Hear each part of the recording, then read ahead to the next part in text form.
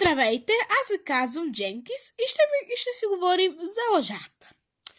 Така, за да ви обясня по-простичко, ще ви разкажа история. Да започваме. Имало едно време едно момиче на име Грета. Тя била много глезана и само мислила за себе си. След това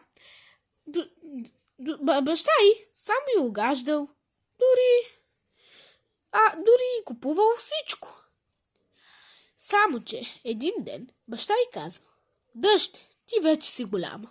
Трябва да тръгнеш на училище." Тя казала: "Добре, татко, ще тръгна." Но въпреки това не се подозирал какъв план крие дъщеря й.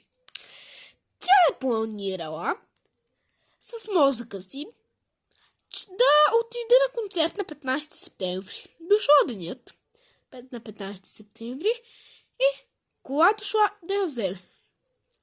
След това тя казала на шофьора: "Шофьор, към залата на концертите." Шофьора е попитал: "Но нали на училище?" "Татко каза да ме закараш на концерт." Тя отговорила. След това тя излъгала. След това отишла на концерт, забавлявала се.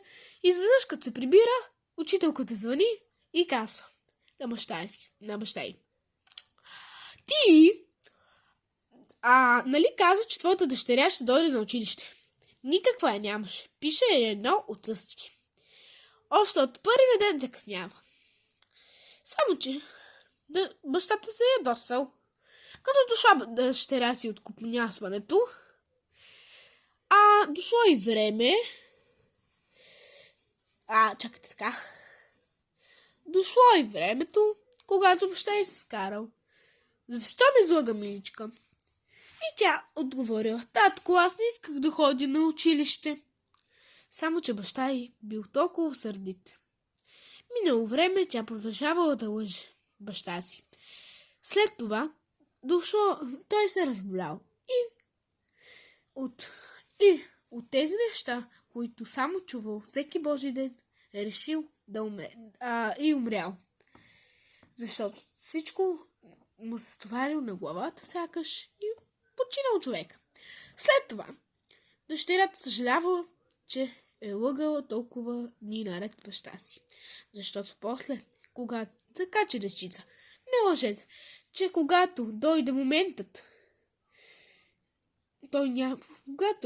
когато майка ли, баща ли, двамата, независимо, като напуснат този свят, ще ви е мъчно, че сте ги излъгали и че са си играли така с чувствата им. Не лъжете, деца. Много е грозно. Моля ви се. Довиждане! Абонирайте се за канала ми и цъкнете камбанката. С мен е важно да се абонирате. Така че, довиждане, приятели. За още истории натиснете плюс, натиснете абониране. Чао, чао!